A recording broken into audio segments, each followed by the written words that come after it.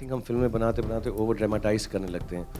उस कोठी में वापस जाते हुए कैसा लगा। आई थिंक हम फिल्में बनाते बनाते ओवर ड्रामेटाइज करने लगते हैं।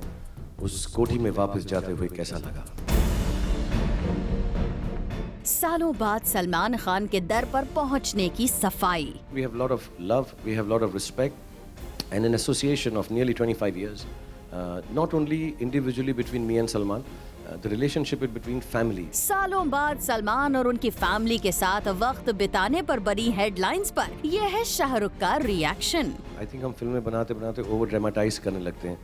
उस कोठी में वापस जाते हुए कैसा लगा। जो हम सोचते हैं रिलेशनशिप्स के बारे में, वो ज़रूरी नहीं कि वैसा ही हो जैसा दिखता है, जैसा लगता है। एक्चुअली अपने खुद के रिलेशनशिप्स में इतनी कंफ्यूजिंग होती हैं, दूसरों के तो सोचने में बहुत ही अलग है।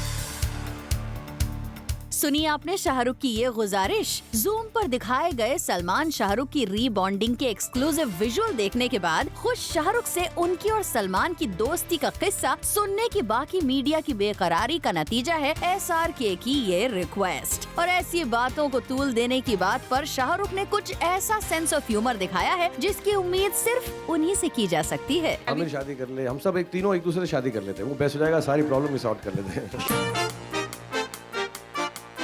जी हाँ, बॉलीवुड के टॉप 3 खान्स की आपस में शादी करवाने की चाहत शाहरुख ने एक रीसेंट ब्रांड प्रमोशन इवेंट में जताई है, जहां मीडिया को बुलाया तो गया था SRK को उस कंपनी के ब्रांड एम्बेसडर बनाए जाने की ऑफिशियल अनाउंसमेंट के लिए। पर यहाँ हर कोई सलमान से उनकी दोबारा शुरू हुई दोस्ती का किस्सा सुनने में ही इंटरेस्टेड नजर आया। We've always maintained we have a lot of love, we have a lot of respect, and an association of nearly 25 years.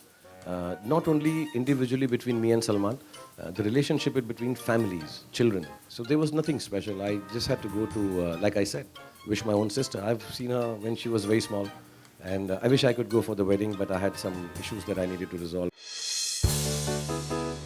वैसे शाहरुख की समझाइश अपनी जगह है, पर सलमान शाहरुख की रीबॉन्डिंग को लेकर दोनों के फैंस और फ्रेंड्स का एक्साइटमेंट अपनी जगह। अर्पिता की वेडिंग अटेंड करने हैदराबाद जाते वक्त आमिर भी बता चुके हैं इस दोस्ती के लिए उन्हें कैसे अपनी नींद कुर्बान करनी पड़ी। जिस दिन वो लोग उनकी दोबारा दोस्ती हो गई तो वो मैं दिल्ली में था, तो करीबन 1:30 बजे उनका फोन आया, फिर आधा घंटा बात की, फिर फेस टाइम आधा घंटा किया, फिर 2:30 बजे फिर फेस टाइम किया, तो रात भर मुझे उन्होंने जगा के रखा। अब आप खुद ही सोचिए, जिनकी फिर से हुई दोस्ती की वजह से जब आमिर जैसों की नींद हराम हो रही है, तो नाचीज मीडिया भला क्या चीज है। वैसे एक बात बताना जरूरी है कि सलमान शाहरुख की रीबॉन्डिंग के किस्से में सिर्फ शाहरुख खान के सामने आने से बात नहीं बनने वाली। लगता है लोगों को तसल्ली तभी होगी जब खुद सलमान भी सामने आकर शाहरुख से अपनी दोबारा शुरू हुई दोस्ती की बात कबूल करें।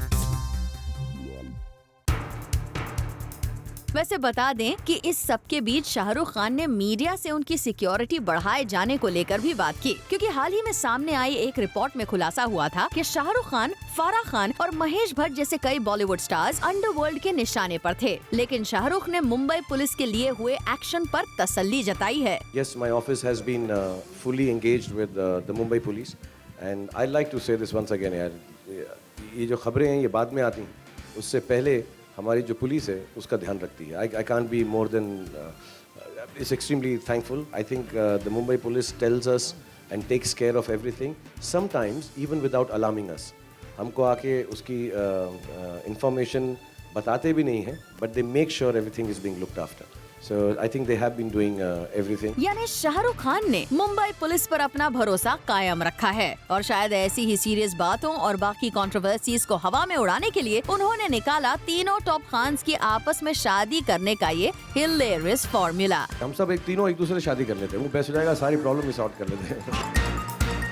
For Chetna Singh, Zoom, Mumbai.